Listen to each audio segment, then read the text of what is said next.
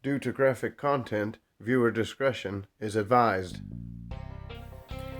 Ludwig Tesnow was a convicted serial killer, and Paul Uhlenhuth was the scientist that helped capture the mad Carpenter of Rugen.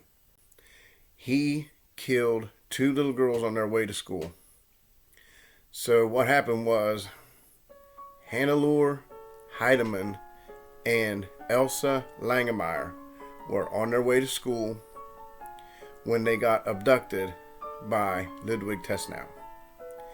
And they were supposed to come home for lunch that day.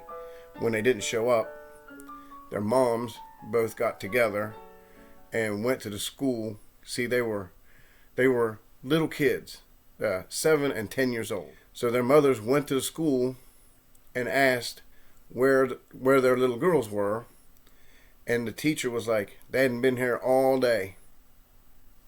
So in a panic, the two mothers of the two little girls ran and got their husbands from work. Then they ran and got friends and neighbors from around the village, and they searched and searched all afternoon and all evening until about 9 o'clock. And that is when they found the body, naked, dismembered, disemboweled, and her body parts just thrown all over the place. And then later on, that same night, they found the other little girl's body, again, naked and dismembered, and her neck was cut down to the spine. So anyway, later on, the next day, the police were questioning the villagers, and one of them was a witness to Tesnow leaving the forest where the bodies were found, covered completely in stained up clothes that to this guy said it looked like blood. So the police went out and arrested Ludwig Tesnow, questioned him, and the man said, I'm a carpenter. That's wood stain. That's wood dye. That's all it is. That's the first time he said it. You'll understand why I said that like that here in a few minutes. So they bring him in, they question him. He says it's wood dye. And in 1898, they didn't have forensic science. There was no way to determine the stains on his clothes, whether they were blood, dye, or anything else. So Tesnow protests his arrest, and because they have no evidence to hold him, they release him. 3 years go by. It's 1901. These two little boys decide that they're going to go and play out around the house. So they tell mom and dad, we're going to go play around the house. And the two little brothers, Peter and Herman Stuba, they're going to come in and eat dinner when it's time to come in and eat dinner. They don't make a sound. So the parents get a little frantic, as you would. They gather all the villagers again, go looking around for them, but by this time it's already late, it's already getting dark. So they have to call off the search. The next morning, the parents and the villagers go out again and search around the woods and find the two boys mutilated, butchered, with their guts hanging out. The older brother, his heart was missing. It had been removed. So they go and arrest Tesnow again. And now the second time, he says, I'm innocent. It's wood stain on my clothes. Because again, there was a witness to come forward and say, I saw this man talking to those two boys, those two brothers. But yet, no evidence. They have the police in his home searching it and find clothes and boots that have been freshly washed. They were still damp. It's plausible that it was wood stain. And it's possible that he had just washed it because he had just finished a project. Okay.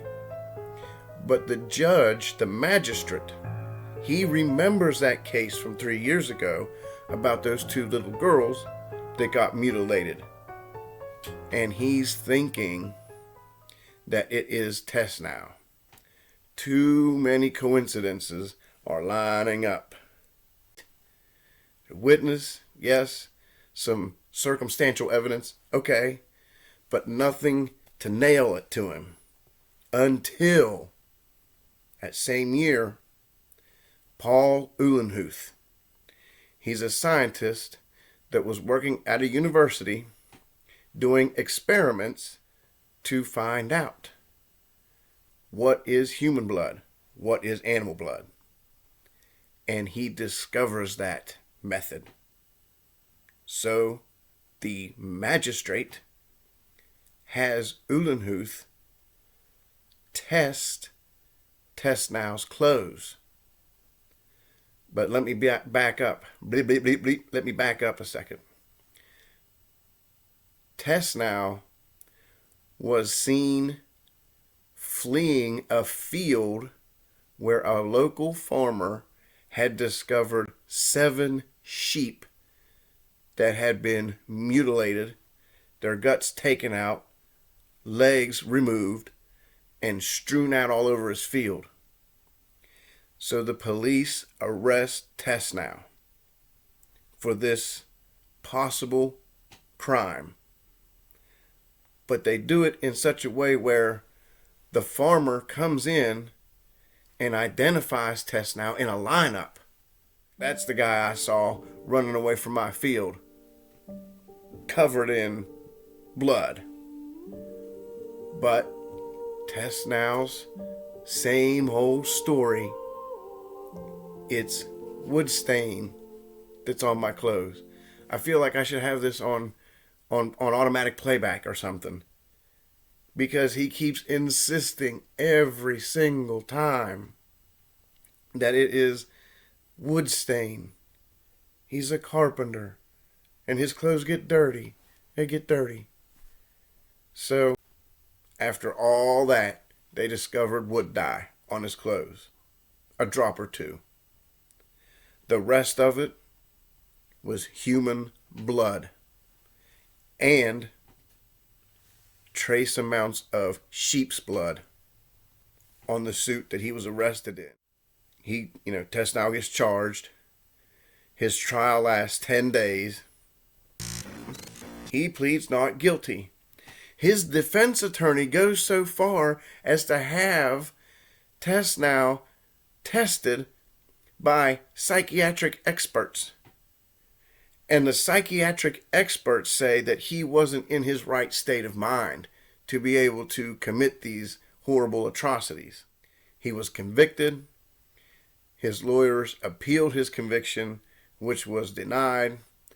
And in 1904, Ludwig Tesnow was beheaded by the guillotine. And that put an end permanently to this sick and his twisted way of murdering little children. Disgusting. Listen, friends, I have it all. I have the first, the best, the worst, the bizarre coming up. So stay tuned, subscribe, like, keep your notification bell ringing, and I will see you, friends, next time on the front porch. Love and respect to all my friends and to everybody across the world. Thanks again.